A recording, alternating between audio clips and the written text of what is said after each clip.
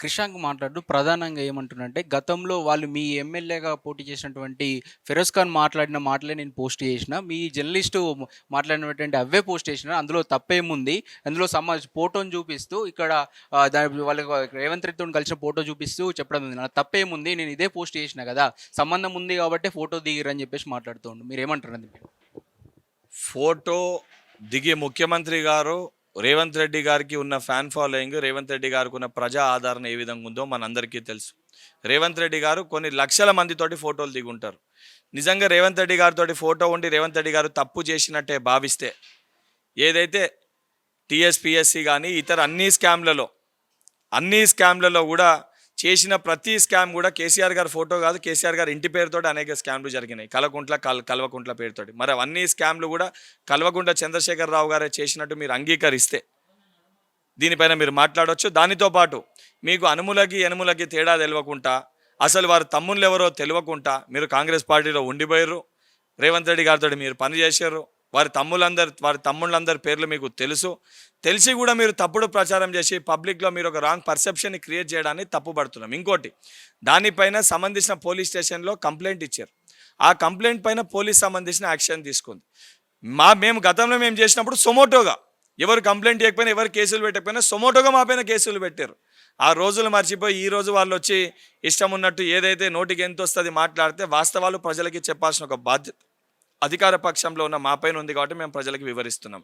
నిజంగా మీరు అవాస్తవాలు జరిగినాయి, తప్పులు జరిగినాయి అంటే అసెంబ్లీ సాక్షిగా చర్చించుకునే అవకాశం కల్పించిన ముఖ్యమంత్రి గారిని రమ్మని పదే మా ముఖ్యమంత్రి గారు ఆహ్వానించినప్పుడు చర్చించడానికి మీ దగ్గర వాస్తవాలు లేవు కాబట్టి మీరు అసెంబ్లీకి డుమ్మా కొట్టిర్రు. అసెంబ్లీకి మీరు రానికేమో, మీకు అసెంబ్లీకి రమ్మంటేనేమో మీకు సర్జరీ గుర్తుకు వస్తుంది, నల్గొండకి పోనీకి మటుకు సర్జరీ గుర్తుకు రాదు. ప్రజాస్వామ్యంలో ప్రతిపక్ష పార్టీ ఉండాలి, ప్రతిపక్ష పార్టీ యొక్క పాత్ర ఉండాలని చెప్పి కోరుకుంటుంది ఈ ప్రజాప్రభుత్వం. కానీ ప్రతిపక్ష పార్టీ సంబంధించి వాస్తవాలు చర్చించకుండా, వాస్తవాలు చర్చకే రాకుండా, చర్చనే ఉండొద్దు మేము అడ్డగోలుగా ఆరోపణలు చేస్తామంటే తప్పనిసరిగా తప్పుడు ఆరోపణలు చేస్తే లీగల్గా ఏదైతే యాక్షన్ తీసుకోవాలో తప్పనిసరిగా అది తీసుకోవడం జరుగుతుంది. రేవంత్ రెడ్డి గారు గతంలో చాలా సెక్రటరియట్లో గనులు ఉన్నాయి, దీనికి సంబంధించి పెద్ద ఎత్తున రాంగ్ పోస్టులు చేశారు. ఆ టైంలో మేము కేసులు పెట్టాలనుకుంటే ఎన్ని కేసులు పెట్టవచ్చు, మేమేదో చూసి చూడనట్టు ఊకున్నాము. ఇప్పుడు వీళ్ళు చిన్నదానికి చాలా రచ్చ చేస్తారు, కేసులు పెడుతుర్రు, ఫోన్లు గుంజుకుంటారు. మేము అప్పుడు చేయాలనుకుంటే చేయలేకపోదుమా, మేమేమో అంతా పోన్లే అని చెప్పేసి ఊకున్నామని చెప్పేసి వాళ్ళు మాట్లాడుతారు. మీరు ఏమంటారు? ఇప్పుడు 9 సంవత్సరాలలో కేసులు పెట్టలేదంటే నేనే నిలువెత్తు ఉదాహరణని. 88 కేసులు పెట్టిర్రు నా పైన. కేసులు పెట్టి వినకపోతే 4 సార్లు జైల్లో పెట్టిర్రు. దానికి కూడా వినకపోతే భౌతిక దాడులకు దిగి నా పకటి ఎముకలు ఇరగొట్టిర్రు. ఇవన్నీ వాస్తవాలు కావా? ఇవన్నీ జరగలేదా? సార్ నన్ను పక్కన పెట్టండి, ఏదైతే సంబంధించి సిరిసిల్లలో మా దళిత బిడ్డలపైన దాడులు జరగలేదా? ఖమ్మంలో మిర్చి రైతుల చేతులకి సంఖ్యలు లేదా? ఆదిలాబాద్లో గిరిజన మహిళల్ని గుంజుకొని వెళ్ళలేదా? ఈడ్చుకొని పోలేదా? చెప్పుకుంటూ పోతే ఆ ప్రభుత్వంలో ఇన్ని జరిగినప్పుడు ఒక్క రోజన్నా క్రిషాంక్ గారు కానీ, ఇదే సోషల్ మీడియా కానీ ఇది తప్పు అని ఏ ఒక్క పోస్ట్ అన్నా చేసిర్రా? ఇంకోటి, చాలా చిన్నదని చెప్పి మీరు మాట్లాడుతారు. వాస్తవాలు ఉంటే మీ ప్రభుత్వంలో ఏ రోజు కూడా మీరు ప్రశ్నించి సవాలు వేయలే, ఆధారాలు ఉంటే తీసుకురండి అని. నేను సూటిగా చెప్తున్నా క్రిషాంక్ గారికి, మీ కాడ ఎవిడెన్సెస్ ఉంటే, తప్పులు జరిగినాయని చెప్పి వాస్తవాలు మీ దగ్గర ఉంటే డైరెక్ట్ రండి, ఆ ఎవిడెన్సెస్ తీసుకొచ్చి సంబంధించిన శాఖలో కంప్లైంట్ చేయండి, లేకపోతే మీరే తేదీ డేట్ చెప్పండి, నేనే వస్తా, ఆధారాలు అనేయండి, సంబంధించిన అధికారి దగ్గర తీసుకొని వెళ్దాం. లీగల్గా మేము చెప్తున్నాం కదా, ఈ ప్రభుత్వంలో మా పార్టీ వాళ్ళు కానీ ఎవరు తప్పు చేసినా తప్పనిసరిగా రేవంత్ రెడ్డి గారు ఊరుకోరు, వాళ్ళపైన కఠినమైన చర్యలు తీసుకుంటారు. రేవంత్ రెడ్డి గారు ఫోన్లో ఎప్పుడైనా గుంజుకున్నామా? అనేక పోస్టులు చేసిండు కదా అని చెప్పేసి అంటారు. మా ఫోన్లు గుంజుకోవాలని అవసరం ఏముంది అంటారు. ఇప్పుడు ఫోన్లు గుంజుకొని నా ఫోన్ ఇంకా కూడా జమ్మిగుంట పోలీస్ స్టేషన్ పరిధిలో నా ఫోనే సీజ్ చేశారు. కలిసి చెక్ చేసుకోమని చెప్పారు. ఆ రోజు ఎవరు కంప్లైంట్ కూడా లేదు, సొమోటోగా కేసు బుక్ చేసి గుంజుకోరు. అండ్ ఎన్ని ఫోన్లు సీజ్ చేసారు, మా ల్యాప్టాప్లో హార్డ్ డిస్క్లు తీసుకొని పోయారు. అప్పుడు మేము వాస్తవాలు పెట్టినాం, అవాస్తవాలు కూడా కాదు. ఏ రోజు చర్చకి రండి అంటే కూడా వీళ్ళు చర్చకి రాలే. మేము ఎన్నోసార్లు రేవంత్ రెడ్డి గారు అమరవీర స్థూపం దగ్గర చర్చకి రమ్మన్నాం. ఏదైతే డ్రగ్స్ సంబంధించి ఆ డ్రగ్స్ టెస్ట్ గురించి మేము ఇస్తాం, డ్రగ్స్ టెస్ట్ మరి కేటీఆర్ గారు మీరు కూడా ఇవ్వండి డ్రగ్స్ టెస్ట్ అని చెప్పినాం. ఇప్పుడు కూడా మేము సిద్ధంగా ఉన్నాం, అవన్నీ టెస్టులు అవన్నిటికీ మేము సిద్ధంగా ఉన్నాం. రండి బయటికి, ముందు అవన్నీ తెలుసుకున్నాం. అవన్నీ బయట పెట్టకుండా, అవన్నీ రాకుండా ఇష్టం వచ్చినట్టు కాంది ఉన్నట్టు లేనిది ఉన్నట్టు సృష్టించి సోషల్ మీడియాల మాటలో మీరు కావాలన్నది పోస్ట్ చేసుకోవచ్చు.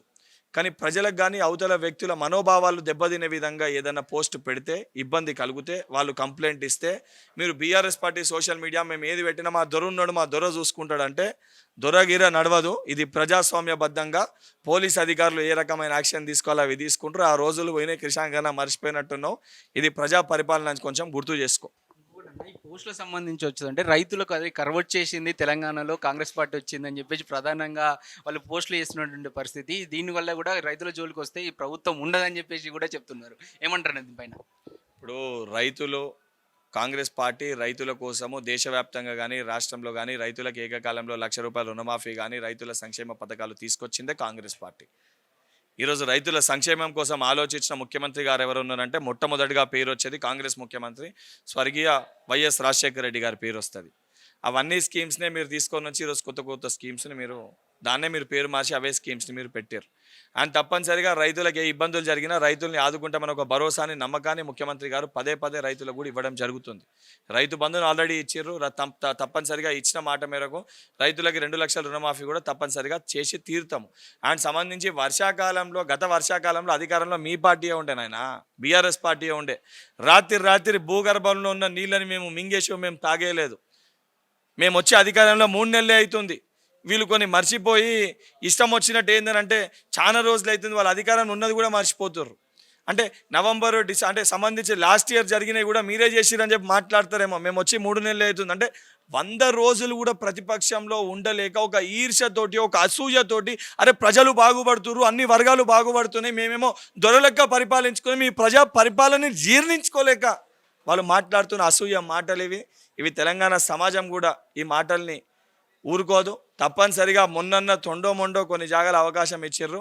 తప్పనిసరిగా రాబోయే పార్లమెంట్లో మీరు చేసే చర్యలకి తగిన గుణపాఠము తెలంగాణ ప్రజలు, తెలంగాణలో బడుగు బలహీన వర్గాలు, రైతులు, యువకులు మీకు తగిన గుణపాఠం చెప్పి ఒక్క సీట్లో కూడా మీరు గెలిచే పరిస్థితి ఉండదు.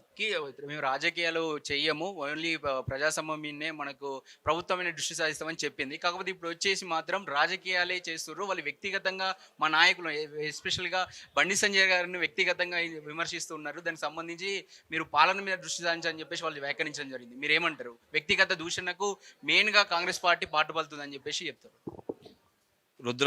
రుద్రమ్మ గారు, అక్క నీకు నిజంగా వాస్తవాలు ఏముంటే గత 10 సంవత్సరాలల్లో బీజేపీ పార్టీ తెలంగాణకి ఏమి ఇచ్చింది, ఏమి చేసింది, ఇవన్నిటిపైన వాస్తవాలు చెప్పి దానిపైన చర్చించి ఇటువంటి మాటలు మాట్లాడండి.